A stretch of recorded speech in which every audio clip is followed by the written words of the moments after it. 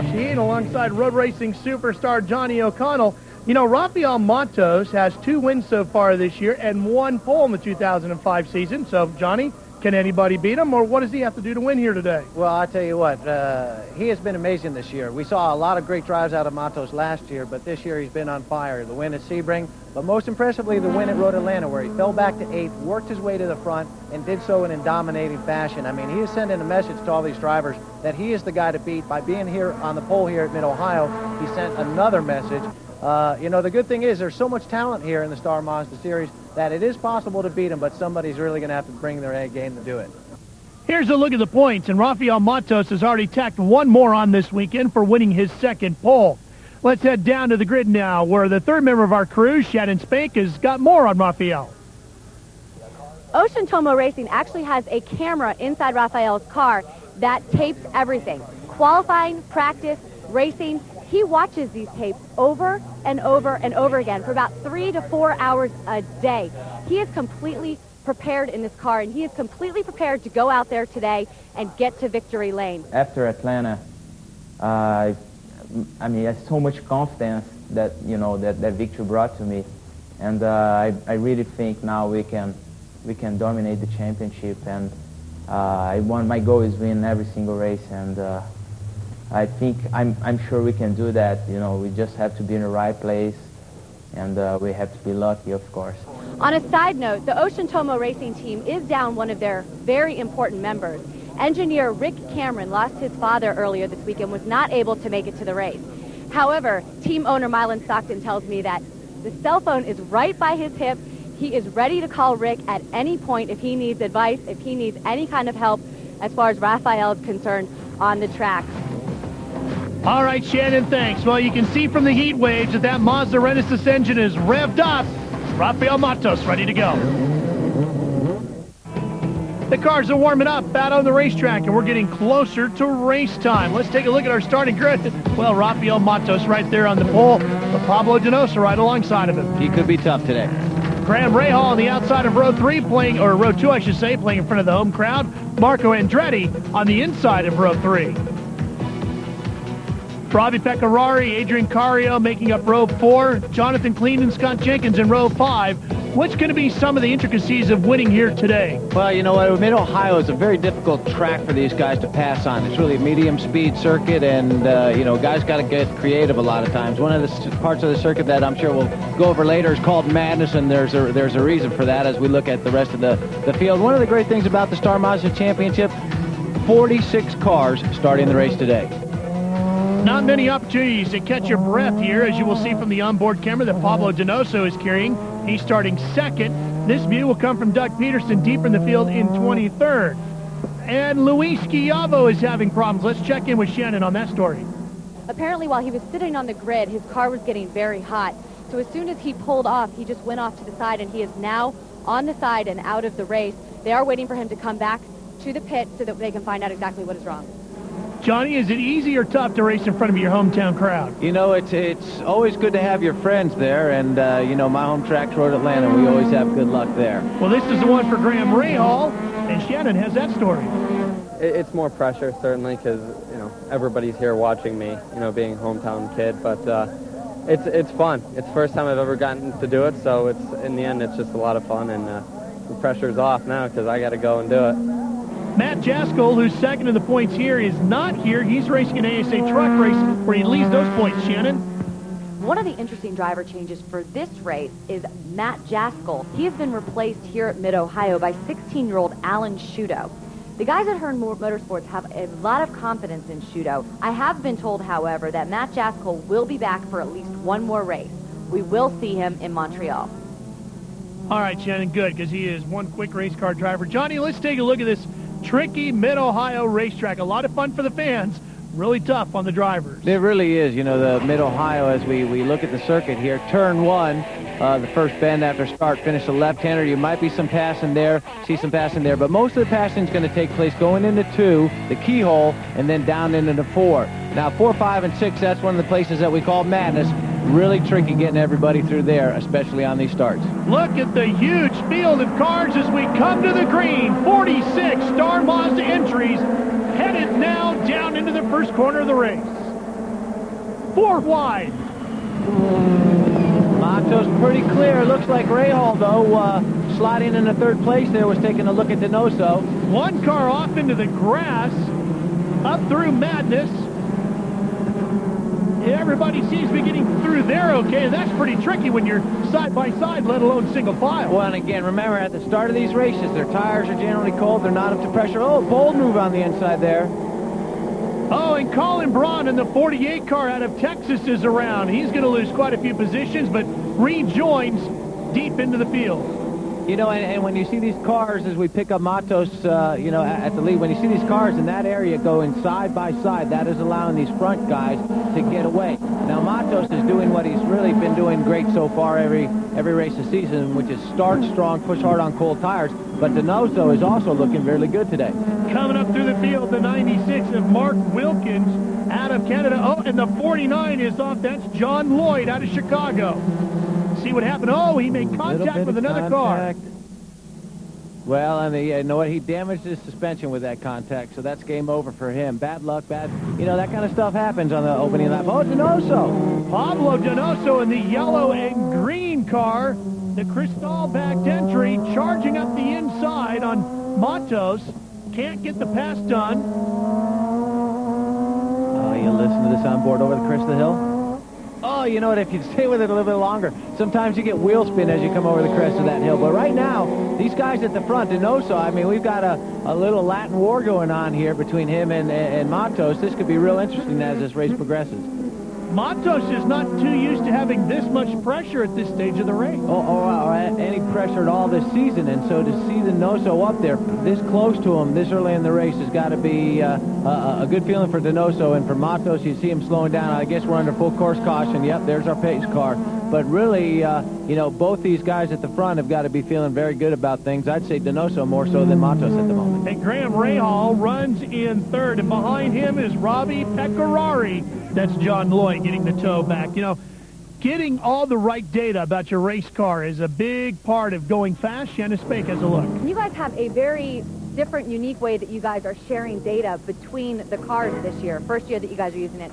Tell me a little bit about this system. We've got a wireless network with a server in the trailer that all the data is downloaded directly to when the cars come in from a session.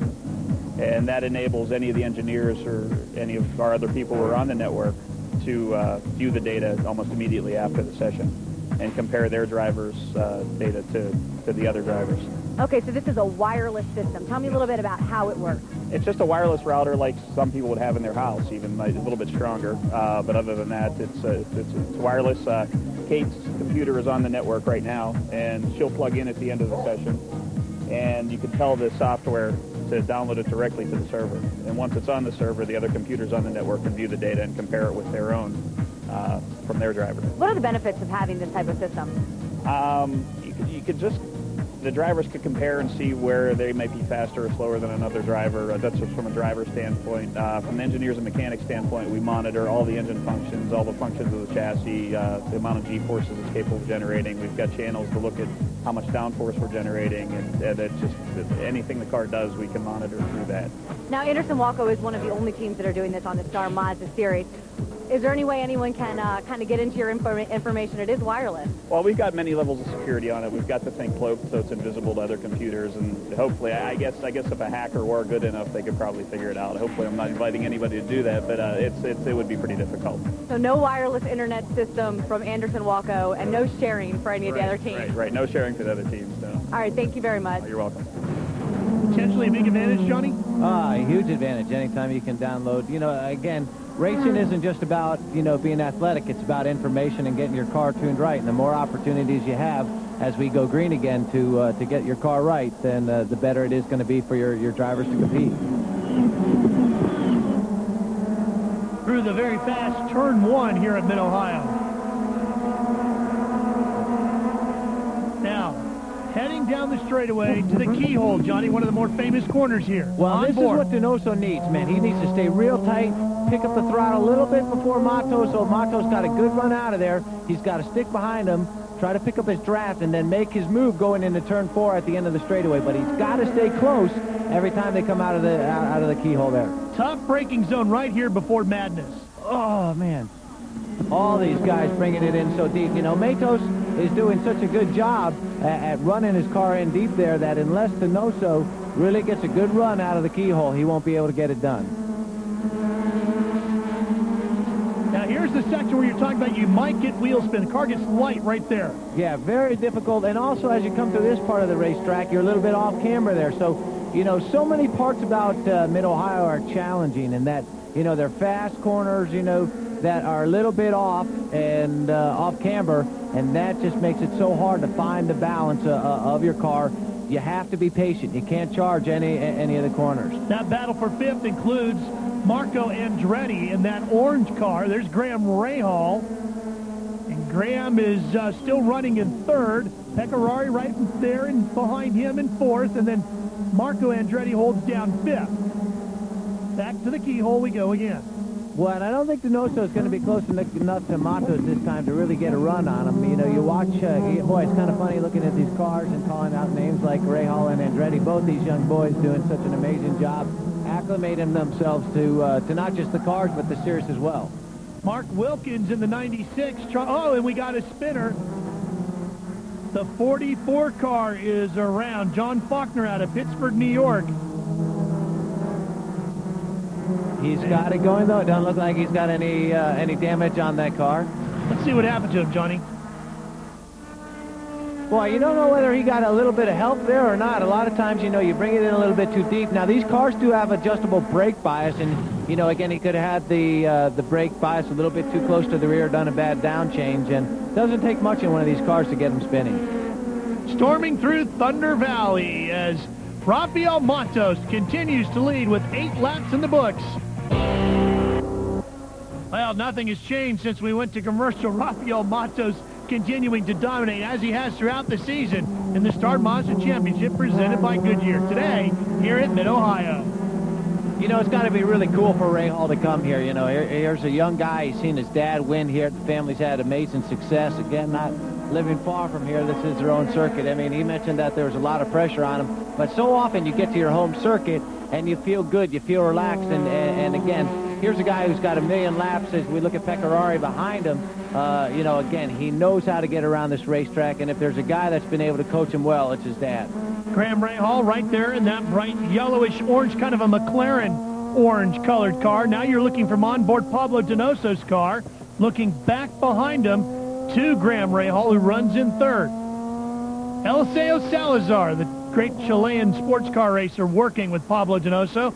There's Rahal and Pecorari, and that's turned out to be a pretty good fight. Johnny, one thing about this racetrack, you've got to be very smooth with the controls. You don't want to make any mistakes there. It can be very costly.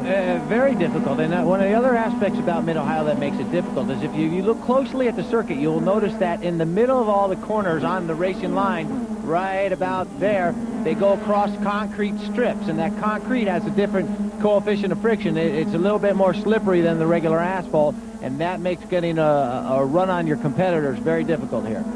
Finding sponsorship is always a very tricky part of racing. Some of the guys this season have had good sponsors. Some of the guys have had very small mom-and-pop deals, or mom and dad using MasterCard and Visa to get you to and from the racetrack.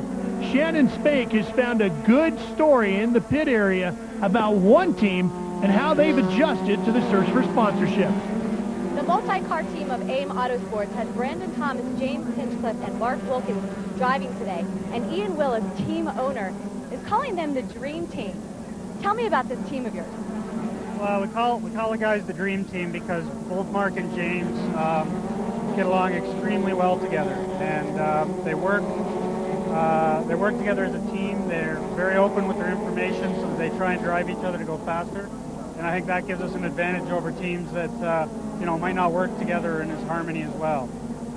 And you're traveling along with 3 very young kids. What is it like from race to race? It's a little bit like herding cats, really. They're young kids. Race car drivers are hyper. They have a lot of pent-up frustration and speed, but they're great kids. They work hard, they play hard, but they're really well-spoken individuals as well. So I'm really proud to call them my drivers. And on a side note, they actually have something very interesting that they're doing. This week, Brandon Thomas has back off. James Hinchcliffe has get in line. and Mark Wilkins has After Me. So these three boys are definitely a team, and you can see it written all over their cars. Well, they haven't landed the big sponsors just yet, Johnny, but they are having some fun. They really are. You know, personally, I've never tried to herd cats, but it does sound like a fun experience. Could be a good career path for you if this racing thing doesn't work out. There's James Inchcliffe right there, sitting inside the top 10, running in 9th. Now, if you rolled up behind a guy who had something like that painted on his rear wing, would you just chuckle, or would that give you added inspiration to get around him? Yeah, I'd be more inspired than anything else. But again, you know, these guys are moving forward every race, as are all these teams. And you know, again, one of the exciting things about this type of racing, where all the cars are the same, and it comes down to the team and the drivers to really have success, is to see how each team, how each driver does progress. Right now, you know, Matos, Donoso, and here, of course, Graham Rahal doing an amazing job. Pecorari starting to close the gap a little bit on Rahal every now and then, but really the only guy that's dominating, you know, or pulling away from everyone is Matos. Donoso here in second is letting them slip away a little. I got to tell you, Pablo Donoso, for quite a few laps at the early stages of this race, had a very good look at the rear wing of Matos within half a second. Now he's getting to the point where he can't even see the rear wing. Here comes the 31 machine of Scott Jenkins, and a good battle for 11th. Jenkins is in that black and red car sitting in 12th, trying to catch the 15 right in front of him of Mike Anderson out of New Jersey. And Jenkins, an amazingly strong driver. And when you see a guy that like Jenkins, who is so strong at Road Atlanta, and then you see him a little bit further back in the pack here in Mid-Ohio, that's more, that's not that Scott Jenkins doesn't know how to get around this racetrack. It's just that they haven't been able to tune their car as well. So, you know, maybe a little bit more work on the engineering side there. Jenkins was the pole winner at Road Atlanta. Matos still leading, with Donoso, Rahal, Pecorari, and Andretti giving chase. Sweeping down through Matos as you watch the battle for third. Pecorari sits in 4th in the black 23. He's trying to catch Graham Rahal right there in the orange car with the bluish wings. Now, and there's Donoso. Yeah, well, and one thing, Ralph, that I'm starting to try to pay more attention to as I'm watching this race go on is Rahal has got a very nice soft touch, you know. He's not jerking the car. He's not sliding it around too much, and that's a good, well, he's getting maybe a little bit loose right there. But when you watch him compared to some of the other guys, he seems to be carrying a little bit smoother entries into the corner, and that's you know, especially for a young kid, that's a pretty nice thing to see. Similar style to his Indy 500 winning father, Bobby. Oh, and the 97 car is off. Brandon Thomas made the tow down from London, Ontario, Canada, is off. He's got it going, though, and doesn't look like anything's damaged on that car as we get back up to Rafael Matos, or is it Matos? You know, every now and then we get corrected by these drivers, and we have been corrected. It is Matos, and after I've been calling him Matos for a year. See how you are? I tell you, they're always calling me on something. We'll just stick with Johnny O. Hard to goof that one up, huh? Back towards Madness. Here we go. There's the popular section for the fans. You can see them lining the hillside. How tricky is that through there, Johnny? Well, it's very hard. You know, again, one of the reasons being you have the concrete that's laid down in the, you know, on the line, on the apex. You know, that makes it difficult because your car starts to slide a little bit more right there. But again, anytime you go over the crest of a hill like they are right now, boom, the car gets very, very light on the driver. And so, you know, your tendency as a race car driver is as you exit a corner to really want to pull the trigger and hit the gas and get out of that corner. You know, anytime you come over a rise like that, and you have that here, you have that at racetracks like Sears Point, Road Atlanta, you know, it makes it very difficult for a driver to get the power down as early as they would like to. It is one of the signature sections of this racetrack, but this corner right here, turn 1, probably one of the more difficult ones. Well, it is, but it's so fun because, you know, you're going, it's probably the fastest corner on the racetrack. You know, you're dropping down only one gear, trying to carry your momentum through. Very big curb on the exit that actually in these cars, you know, if you put 2 wheels up on the exit, can turn it backwards. You were talking about Graham there. I actually saw his father once as we see the 10 car, that CR Cruise, I think, yep, has a problem. Yep, it looks like CR Cruz's day is coming to an end as he has parked the Kodak Easy Share car, and the battle for third continues. Pecorari taking a peek there, but as I was mentioning, I actually saw Graham's father once in turn 1 put 2 wheels up on the curb at the exit and then throw it into the guardrail on the inside. So, you know, the curbing here is also difficult. Every corner here is a challenge, but it is one of those circuits where you're not using the curbing very much anyway. And this is by far the best battle on the racetrack between Graham Rahal and Pecorari as they continue that fight for third. And it sure looks like Rahal's car is getting a little bit more loose than Pecorari. CR Cruz day is done. Shannon is caught up with him in pit lane.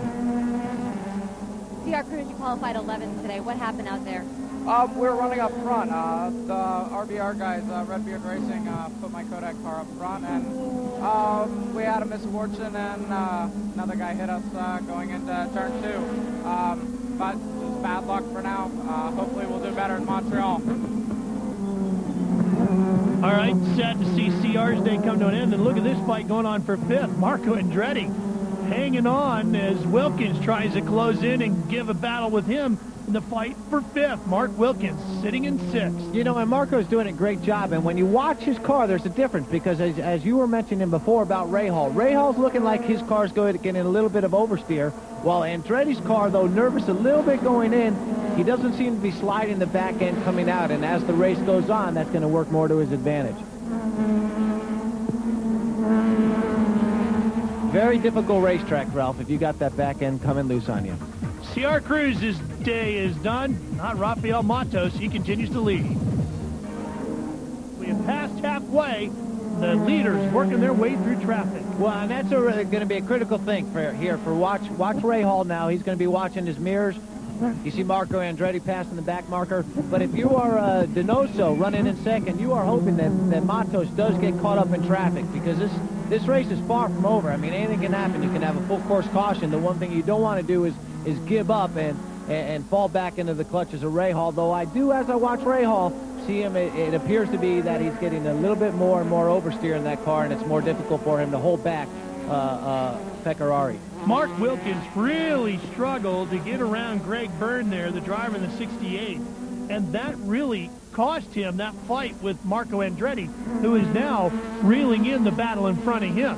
Yeah, and again, we go back to what I was saying about Andretti. Andretti's car was looking pretty good. And again, here's a young guy who every race, I think, is getting a little bit stronger as we see the 97 car. Brandon Thomas comes to a stop. Second time he's had troubles today. And I don't know whether that thing's running or not. If he stays there, that might be a reason for a full course caution. Matos is on the radio saying, no, we don't want a full course caution. And Donoso there saying, yeah, we got to get him out of the racetrack. We better go full course caution. Here's a look at the differentials at the line. And there goes Marco Andretti. You can see that the gap that Rafael Matos has had is just continuing to grow. At one point, it was just a couple of tenths of a second. Now it's almost 2.5 seconds between him and second place. Boy, these guys just pushing so hard. And you see right there, you saw Graham Rahal take a peek in his right-hand mirror to see how close Pecorari was to him, so he would know as he comes into the braking zone for turn 4 here. Should he brake in the middle, defend his line a little bit, or can he release it to the outside? And look at Wilkins is closing back in on Marco Andretti. So as soon as he got around Byrne, boy, he shut that door right back up, didn't he? Well, it's so hard because, you know, again, you're trying to catch the guys in front of you, but at the same time, you got to be aware of what that cat behind you is doing. And we know you're not good at herding cats. Well, you know, I'm definitely not a cat herder. Doug Peterson currently running in 16th, started 23rd today. Picking his way up through the field the best he can. That's the view as you go away from Madness. A little belch of flame out of the Renaissance engine. Listen here.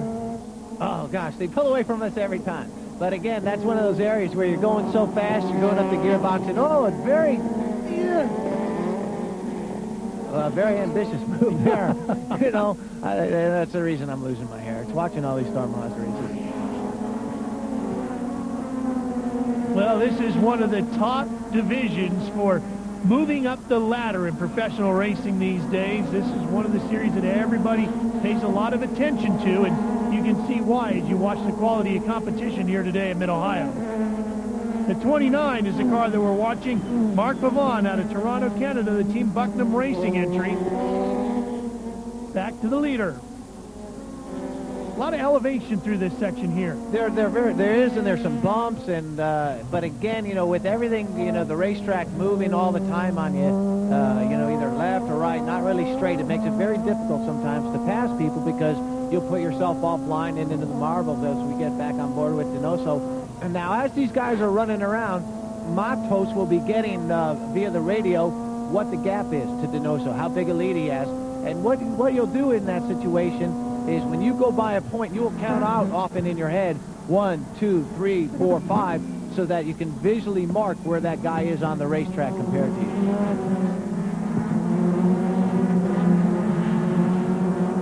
And on the long straightaway here, which is really on the backside of the racetrack,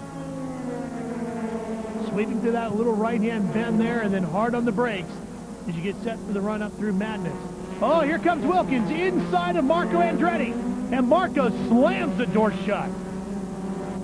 That was a strong move by Wilkins, but a stronger move by Andretti to close the door right back on Well, him. and he did it fairly. I like that because, I mean, again, that was not, he didn't pinch down on him. He raced him clean. He raced him hard.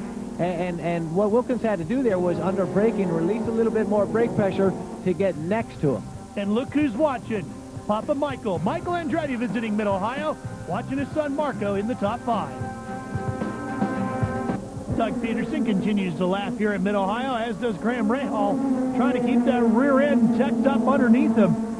The backside of the 12 really starting to dance around for Graham Rahal. You know, and what he's got to do, Ralph, is not worry so much about the getting in part of the corner. I mean, he wants to get in deep, but there's some corners where you can sacrifice that a little bit. But he has to make certain that in certain corners, like one, like coming out of the carousel and the keyhole, that he gets a good jump out of those corners. If he gets a good jump out of them, he's not going to have to worry about getting past going in, because he does look like he's more loose going into the corner than coming out. Looking deeper into the field as we watch the other cars streaming through, including the 26 of Jonathan Klein, the Anderson Walco Racing entry. The black car with the white wheels. And there's Hinchcliffe behind him in the red, white, and blue entry. All those cars running inside the top 10. Oh, look at Donoso throwing that car around. Rahal doing the same. Now, Johnny, you were talking about what Graham Rahal has to do. Obviously, Pecorari in the black car running behind him in fourth sees that rear end starting to slide around. How does he apply pressure to maybe get Graham Rahal to make a mistake? Again, stay close, take a peek. You know, get Rahal watching his mirrors a little bit, especially when you come up into any braking zone. You want to keep a little bit of pressure on and force the guy in front of you into an error. Oh, and there it is. Graham Rahal got loose. Oh, this is bad. And the rear end got away from him. He's got it going again.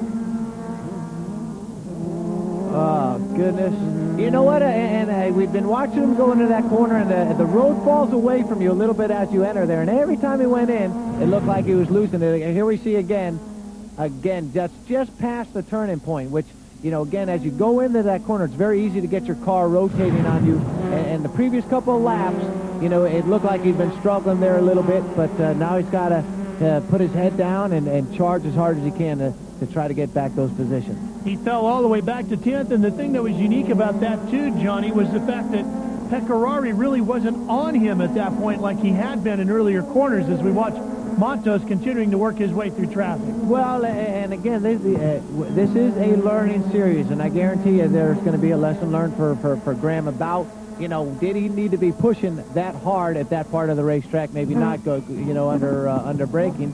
But again, that is such a difficult part of the racetrack as we see get back forward on Pablo Donoso here, seeing him getting a run on the competition, going down the long straightaway. Let's listen.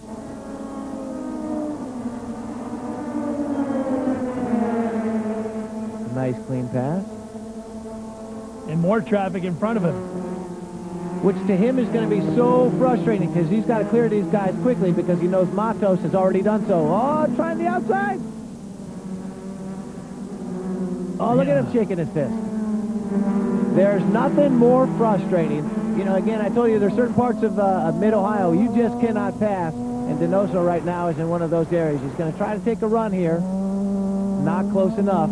Of course, the tricky part for the guy in front of him, though, too, is, hey, he's battling for position as well, because you're working through traffic, and sometimes when you're going through traffic, oh, you get angry. Yeah. You're trying to get your way through traffic. Sometimes you get angry. Everybody knows what that's like. But you know what, again, it's all part of the patience game, and being able to say to yourself, okay, I'm stuck in traffic, but it's going to happen to Matos too.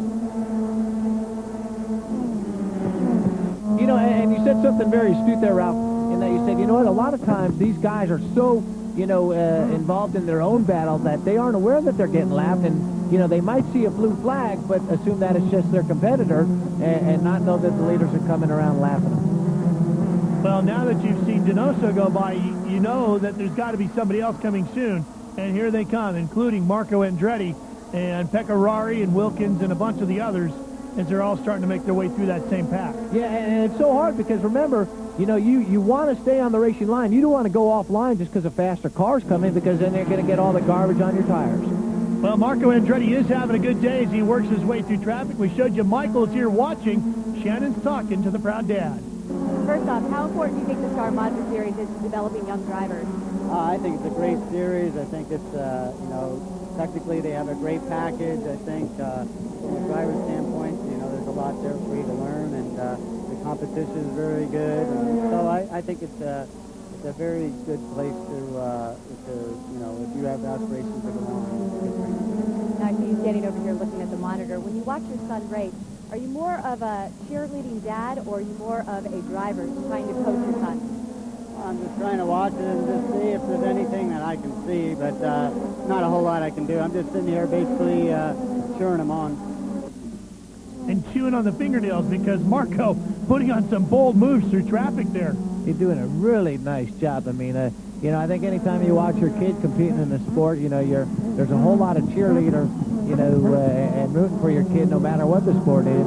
But there's also a lot of nerves because you're out there with them every moment, man. And especially for Michael, he's been out there, he's done battle, he knows what what is at stake here should somebody make a mistake. You're playing for keeps here, but right now Marco's doing a great job. Michael also took a pretty wild ride off the racetrack right there before Madness in an Indy car. Marco having a great day here today, really putting on a show. Some of the best driving I think we've seen out of Marco so far this year, how he's worked through traffic. You just know Michael's got to be very proud of the boys, but I'm sure no more proud than Bobby is of Graham. But, as you watch these cars go around, you see so much talent and guys that I know that we're going to be seeing, rise through the sport. You see Matos there setting another fast lap. He right now is the big gun, but I think as the series progresses, all of these guys, and as their careers go on, you're going to see some amazing things. Well, these are the drivers like Rafael Matos and Pecorari and Pablo Donoso, who are going to be the future big names that you'll be hearing about in the American Le Mans Series, which is running as a companion event here this weekend in Mid-Ohio, on up through the Champ Car and IRL ranks, and who knows, maybe even into Formula One, because some of these drivers obviously showing great potential. Well, when you see 16-year-old kids, I mean, at 16, my gosh, and they're running this competitively, that's where you have to be now, though, if you want to make it over to Formula One. And certainly, if your last name's Andretti or Ray Hall, you have a leg up on other people getting over there. But, again, Pecorari showing great talent, Matos and Donoso really just exploding on the scene this year. We haven't really said a whole lot about him. Of course, he's a protege of Eliseo Salazar. But, again, these young kids coming up, the future's bright for them all. Well, I got to say, Mark Wilkins back there in that red, white, and blue, number 96, right behind Marco Andretti, has done a great job as well here today. On board, Doug Peterson, making his way around the Mid-Ohio Sports Car Course, and Rafael Matos has shown the way all day here today. Started on the pole, won an extra point for that, has led every lap. And if things keep going this way in a few more laps, Johnny, he's going to tack a few more onto that championship points lead of his. Driving with amazing confidence. And so often when we watch these young guys as they come through the ranks, you ask yourself, why are they, some guys, doing a better job? And it's the consistency with which they get to their apexes. Oh, big problem. That's the 77 car of Brian Tienes. Fortunately, he's crawling out of the car, but that car is destroyed. That, wow. I think, is the exit of Matos. I'm not certain. Turn 5. Yes, it is. Oh, my. Man. All right, here we go. Oh, goodness. Vicious flips. Boy, that says so much, though, about the chassis and the integrity of the chassis that you can have that big and off. And there he is right now trying to look at his car and calculate, okay, how much is this gonna cost me to fix? But this is the full course caution that Donoso wanted, and see him smiling. Boy, what a great sign. Brian Tierney's out of the ride, and you know, we've seen a lot of hard racing today, but we haven't seen, oh, and the white flag is out at the same time, the caution, so this is not going to help Pablo Donoso at all. He's not going to get a chance to make one final run at our leader, Rafael Matos. Just contact here between open-wheel cars. You know what? Anytime you have hard contact like that, and then that was not a bad move trying him on the outside, but you just got to be aware that if it's close to contact, you'd have to open up.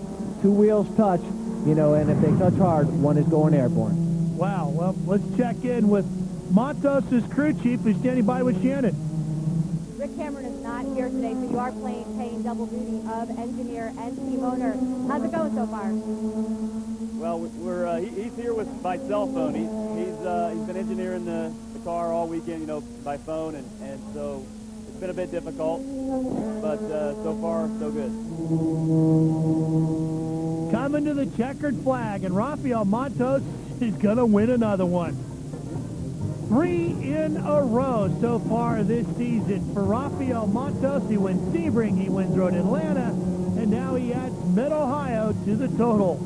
Well, Rafael Matos took advantage of that powerful Renaissance engine once again to get himself to victory lane. Here's Shannon with the winner. And the domination continues. Rafael Matos, first place again. Tell me what you're going through right now. Well, I can't describe it to you. You guys are probably getting tired. To me, you know, I'm saying that every time, but all the credits I give to my team. Ocean Tomo Racing, one more time, did a great job. Gave me the best car on the grid. We were fastest every session, qualify. And the race couldn't be different. We knew that, you know, tire wear would be an issue during the race, so I tried to really take care of my tires, and like to thank all the crew and my engineer Rick, and dedicate this victory to Rick.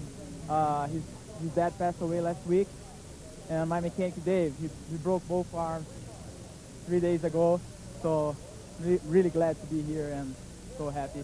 I guess you did get the bad stuff out of the way early. You also had your crew chief, Milan Stockton, who was playing 2 roles of your engineer. How do you think he did today? He did great.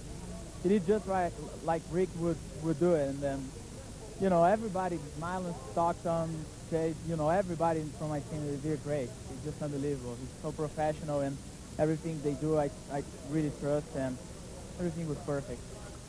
Even when he has a lot of stuff to deal with, he is still, by far, the most dominant driver out there right now. Pablo Donoso is in second. Here's Shannon with him. Pablo Donoso, you maintained your second place to finish for your first podium. Tell me what you're feeling right now. Well, I'm really happy. We have some problems, but well, the car is really fast. We finished second. It's great for the team. It's great for my sponsor, Crystal, for my manager, Joe Salazar. I'm really happy for all of them, and well, we can try again in Canada. Do you feel any pressure being behind Matos today?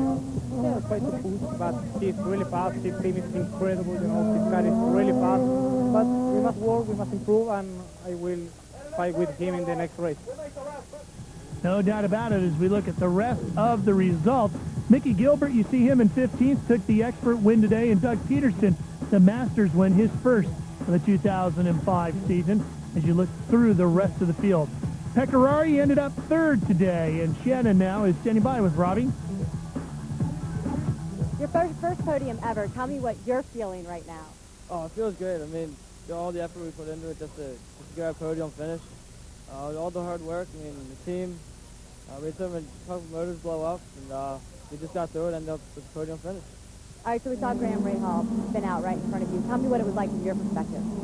I was glad in a way to put me on the podium, but in other words, it's my teammate, and that's the last thing I'd want to happen to him.